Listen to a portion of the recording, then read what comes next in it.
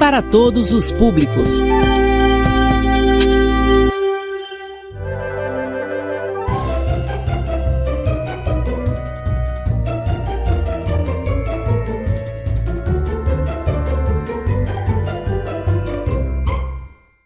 Bom dia, boa tarde, boa noite, meu aluno do sexto ano. Essa voz você já conhece. Eu sou o professor Maximiliano e na nossa aula de hoje nós vamos dar continuidade à nossa última aula em que falávamos sobre notícia. O tema da nossa aula de hoje é a reportagem, que é um gênero aí bem amigo, bem parente do gênero notícia. Então, quer saber tudo sobre reportagem? Fica ligado nessa aula de hoje que você vai saber, tá bem?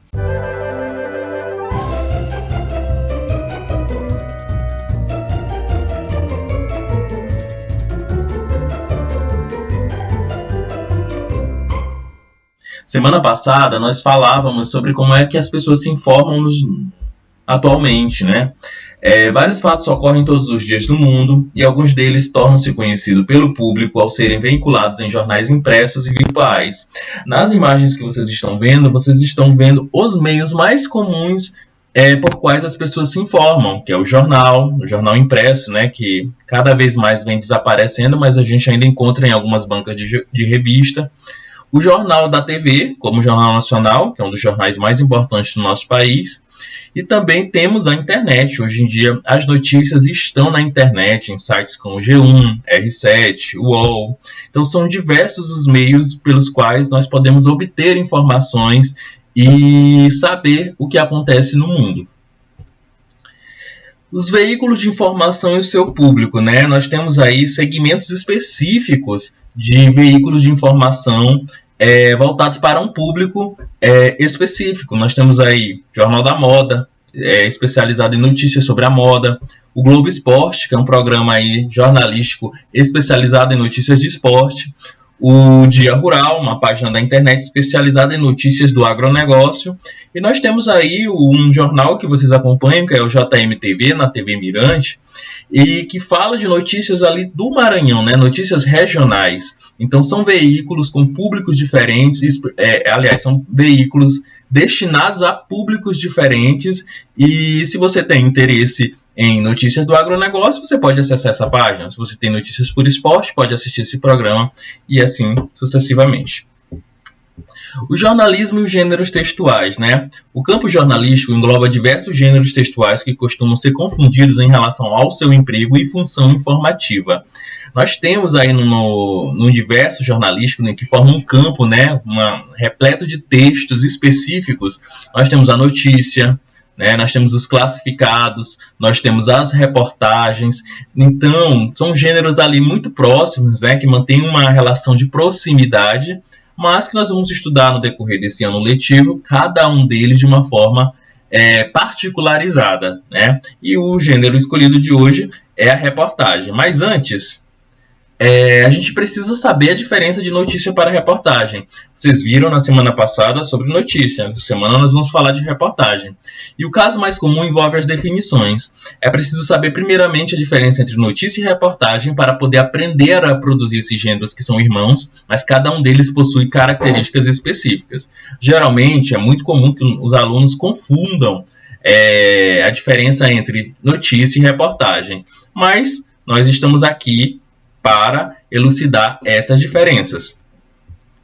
Na notícia, como nós já vimos, né, ela possui 4 elementos, que são o título e a manchete, que tem o objetivo de chamar a atenção do leitor para a notícia, né? Você passa ali pela banca de jornal e observa aquela notícia, isso já chama a sua atenção. O subtítulo, ele complementa o título com mais alguma informação importante ou chamativa, certo? Detalha essa informação, só que não de maneira ainda abrangente. O lead, ou do inglês lead, é o primeiro parágrafo da notícia, que deve responder às perguntas quem, o que, onde e como. E o corpo do texto, que é o desenvolvimento da notícia, que traz as informações sobre o ocorrido, geralmente respondendo perguntas como, por quê, para quê e apresentando as consequências, né? Então essa é a estrutura básica de todo e qualquer gênero textual que se denomine notícia. Então, o que é que vem a ser a reportagem, né? Nós já sabemos que a notícia é esse gênero ali que fala sobre o ocorrido do dia, né? Então, a notícia ela tem uma vida bem curtinha. A reportagem já é um gênero jornalístico bem mais completo, que tem como objetivo abordar com maior profundidade temas diversos do universo político, religioso, cultural, ambiental, científico e até pessoal. Em geral, a reportagem é mais extensa que a notícia, contendo mais informações e maior detalhamento. A característica principal da reportagem é justamente essa. Em relação à notícia, ela é muito maior e ela possui um detalhamento, né? Ela possui informações ainda maiores, né? E quais são os elementos da reportagem? Nós temos uma sequência de elementos muito parecida, muito similar da notícia. Nós temos primeiramente o título, ou a manchete, que tem como objetivo chamar a atenção do leitor para a reportagem. O subtítulo, que vai complementar com informações relevantes ou chamativas, né? Nós podemos ter outros títulos. Ao longo da reportagem, nós podemos ter outros títulos no interior dessa reportagem. Podem ser inseridos novos títulos entre as diferentes partes do texto, a fim de especificar o que será tratado nas seções que dividem o texto. E as entrevistas, que são as presenças de diferentes vozes, especialistas, testemunhas, o que permite a ampla abordagem do assunto, ok? Então, na reportagem, não que na notícia não tenha, mas na reportagem nós podemos ver o uso maior desse outro gênero textual denominado entrevista, certo? É preciso, se você vai fazer uma reportagem, por exemplo, sobre os 400 anos da cidade de Rosário, você pode entrevistar pessoas que estão ali morando há muito tempo no município, né? Então, é preciso que entrevistas sejam feitas para dar um grau de familiaridade àquele texto. Então, a linguagem. Geralmente, os textos desse gênero seguem a norma padrão da língua e apresentam informações claras e objetivas. Ao contrário da carta pessoal, por exemplo, que nós estudamos lá no comecinho, já a linguagem da reportagem ela tem que ser norma padrão da língua, certo? Ela não pode conter desvios ortográficos, gírias, então você tem que adequar a linguagem para o gênero textual que você usa. No caso da reportagem, nós vamos utilizar a norma padrão da língua portuguesa. E a circulação da reportagem? A reportagem é publicada em jornais e revistas, impressas ou digitais, mas também pode, em sua modalidade oral, ser veiculada na televisão, no rádio e na internet.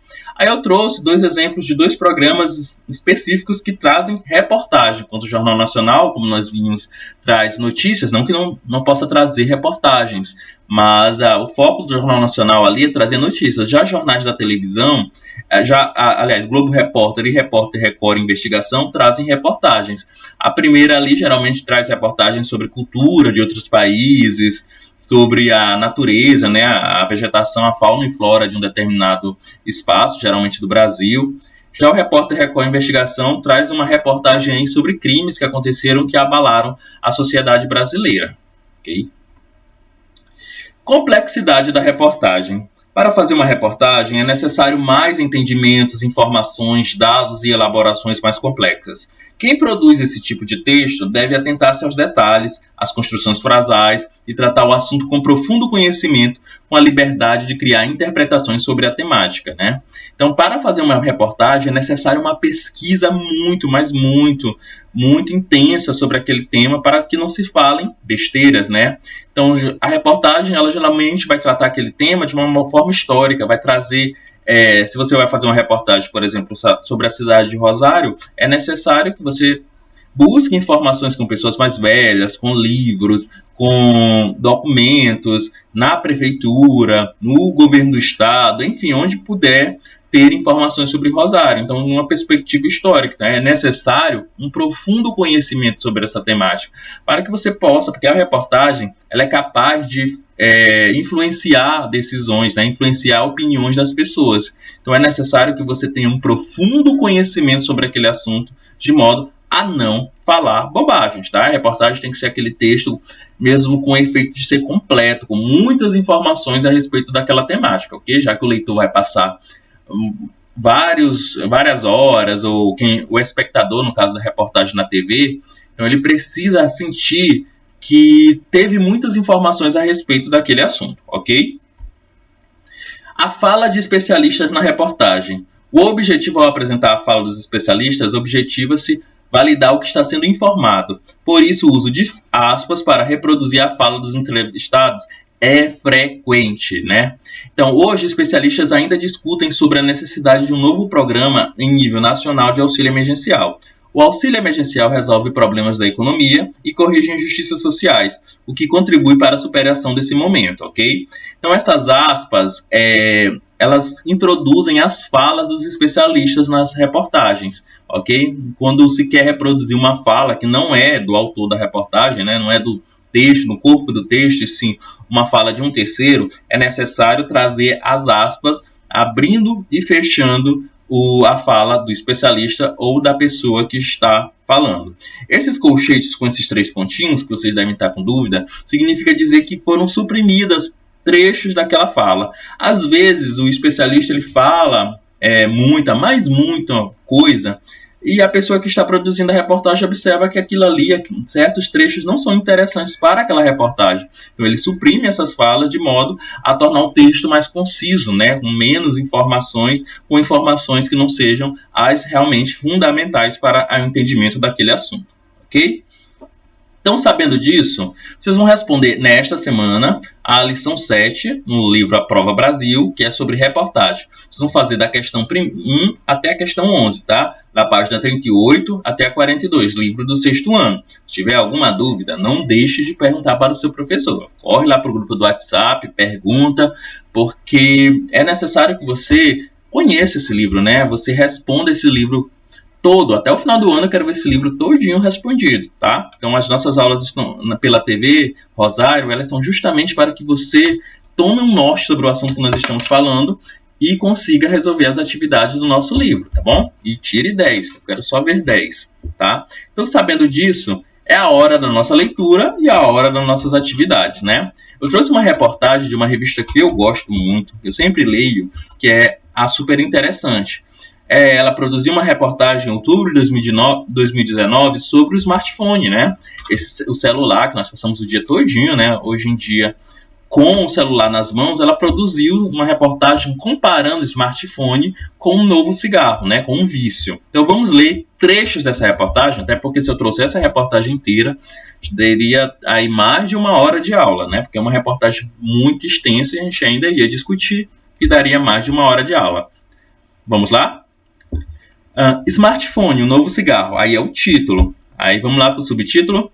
4 bilhões de pessoas têm um e o tiram do bolso mais de 200 vezes por dia. Não por acaso.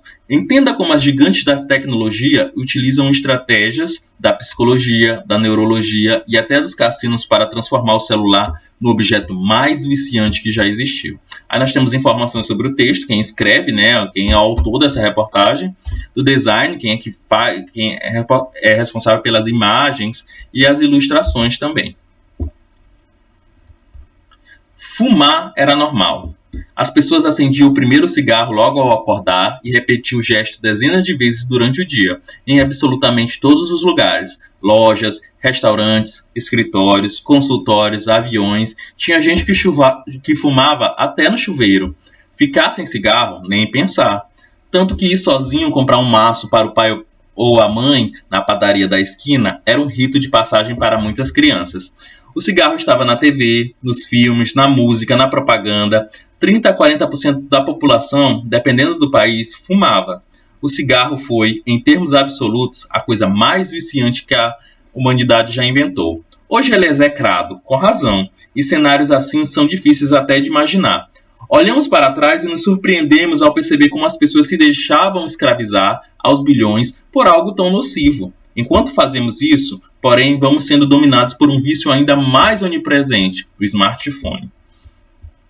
4 bilhões de pessoas, ou 51,9% da população global, tem um, de acordo com uma estimativa da empresa sueca Ericsson, e o pegam em média 221 vezes por dia, segundo uma pesquisa feita pela consultoria inglesa Techmark. Os números de toques diários no aparelho é ainda mais impressionante, são 2.600, segundo a empresa de pesquisa Discount Research. O smartphone já vicia mais gente e de forma mais intensa do que o cigarro. vivemos grudados em nossos smartphones porque eles são úteis e divertidos. Mas o que pouca gente sabe é o seguinte: por trás dos ícones coloridos e apps de nomes engraçadinhos, as gigantes da tecnologia fazem um esforço consciente para nos manipular, usando recursos da psicologia, da neurologia e até dos cassinos. O smartphone é tão viciante quanto uma máquina de caça-níqueis, diz o americano Tristan Harris. E o caça-níqueis, destaca ele, é o jogo que mais causa dependência. Vicia 3 a 4 vezes mais rápido que outros tipos de aposta. Aí nós temos uma ilustração, né? Nós temos uma imagem falando aí sobre pessoas aí, de certa forma, aprisionadas ao smartphone, como se fossem peixes. Observem aí a imagem. E nós temos aí isso no campo não verbal, né? Na imagem. Vocês estão lembrados dessa aula. E aqui no texto, no campo verbal, nós lemos o seguinte: o celular mostra 73,5 notificações por dia em média. A maioria não tem importância, mas mexe com o cérebro. E é uma grande verdade. Okay? Aí nós temos outra imagem, uma espécie de arapuca aí armada por um celular, e a pessoa ali que está ali meio que viciada, que vai cair nessa arapuca, né? Como se fosse uma arapuca para animais, mas na verdade uma arapuca, uma armadilha aí para humanos, que é o celular.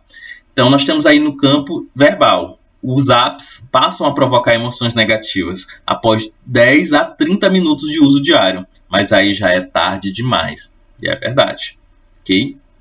Então, sabendo disso, vocês já fizeram a leitura, nós já percebemos aí que o texto ele vai fazer essa comparação do smartphone com o cigarro, porque não sei, hoje não, mas antigamente todo mundo fumava, né? Hoje esse vício, né, ele está cada vez mais, graças a Deus, caindo aí em desuso, né? As pessoas não estão mais fumando tanto, mas as pessoas não estão viciadas em cigarro, mas estão viciadas em algo ainda mais poderoso, segundo a nossa reportagem, que é o celular, né? Passam horas e horas à frente do celular. E as pessoas antes desestressavam, vamos dizer assim, no celular, hoje elas desestressavam no cigarro, hoje elas desestressam no smartphone, no celular. Ok? Então, fazendo essa compreensão dessa reportagem, nós vamos responder as perguntas que estão na tela de vocês, tá? A primeira: qual é o assunto tratado nessa reportagem? Aí fica muito fácil, né? Essa comparação aí entre cigarro e smartphone, né? Para dizer que todo mundo hoje, né? Quase todo mundo é viciado em smartphone. Você conhece alguém viciado em smartphone? O uso excessivo de smartphone na atualidade, que lembra o uso de cigarro em outras épocas, né? Era um uso maciço, todo mundo fazia. A segunda questão: podemos afirmar que o objetivo comunicativo desse texto é o quê? Informar o leitor sobre um fato? Argumentar sobre um fato? Narrar uma história fictícia? Ou instruir o leitor a realizar uma tarefa? Né? Então, aí na letra C, né, nós temos aí uma tipologia narrativa. Na letra D, nós temos aí uma tipologia injuntiva, argumentativa na letra B ou informativa na letra A. É óbvio que esse texto, assim como a notícia e assim como a maior parte dos textos do campo jornalístico, eles possuem a função de informar. Então, é informar o leitor sobre um fato. Que fato? Que o celular ele se constitui hoje um vício, que as pessoas utilizam ele, pegam nele mais de 200 vezes, eles colocam 63,5 de notificações na sua tela do seu celular. Então são dados, são informações, são fatos que essa reportagem vem trazer ao nosso conhecimento.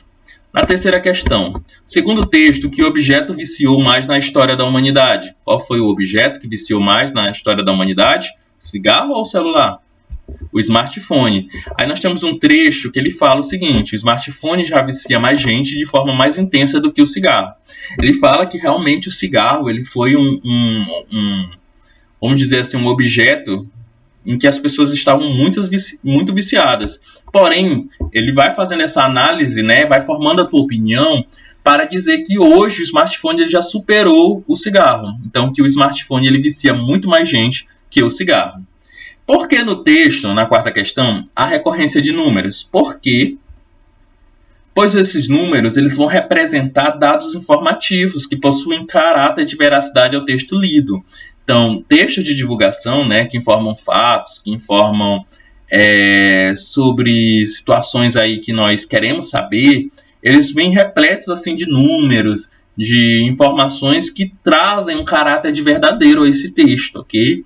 Porque quando você pensa assim, nossa, eu tiro meu celular 221 vezes, né, por dia aí, né? Então a gente começa até a comparar com a nossa rotina. Então, dão esse caráter de veracidade ao texto, de familiaridade também. Na quinta questão, entenda como as gigantes da tecnologia usam estratégias da psicologia, da neurologia e até dos cassinos para transformar o celular no objeto mais viciante que já existiu. As palavras em destaque no subtítulo evidenciam que o texto trará marcas de que tipo de linguagem? Só pode ser psicologia, neurologia, uma linguagem mais científica, né? Porque a ciência, ela aí é convocada nesse trecho para informar ao leitor que o estudo apresentado ele é científico, né? Então, por isso que a recorrência dessas palavras da área das ciências. E isso é muito importante, porque imagina se esse texto fosse escrito com base em achismo, né? A pessoa, imagina que 221 vezes a gente retira o celular do bolso. Não seria um texto interessante para ser lido, porque você não ia confiar nessas informações. Mas como ele traz estudos ali dentro de universidades, dentro de laboratórios a respeito do uso do celular, então esse texto ele tem esse caráter de verdadeiro, né? Na sexta questão, o celular mostra 63,5 notificações por dia, em média, a maioria não tem importância, mas mexe com o nosso cérebro. Aqui se remete à palavra destacada. Né? Esse a maioria de quê? A maioria de que não tem importância? A gente tem que fazer essa pergunta. A maioria dessas notificações. Imagina, você tem um celular, um smartphone, e lá tem no campo das notificações vem ali aquele monte de informação, né? Notificação do WhatsApp, notificação do Instagram, notificação do banco, notificação dos aplicativos de transporte. Então você tem aquele monte de notificações e você não lê tudo, né? Então ele vai dizer o seguinte, a maioria não tem importância, a maioria dessas notificações você não lê, mas mexe com o nosso cérebro, ok? Então aí a palavra a maioria, né, ela remete-se à palavra notificações, ok? Na sétima questão, releia. O smartphone é tão viciante quanto uma máquina de caça-níqueis, diz o americano Tristan Harris. Qual a função das aspas simples nesse trecho? Como eu já falei, as aspas elas vão indicar que esse texto reproduzido é a fala de algum pesquisador ou de alguém que conhece o assunto, que está viciado em smartphone, né? Então as aspas ali elas vão introduzir a fala de alguém, a fala de uma pessoa, ok? Alguém que não é da reportagem, não é o redator dessa reportagem, mas sim uma pessoa de fora que tem uma fala ali naquele momento, ok? Então, chegamos ao fim. Essa é a nossa aula maravilhosa de hoje. Eu espero que vocês tenham compreendido. Quaisquer dúvidas, pergunte ao professor, pesquise na internet, mas não guarde a dúvida para si, tá bom? Eu volto na nossa semana que vem com mais um gênero textual ou mais uma aula de gramática. Então, vou aguardar vocês. Até mais. Tchau!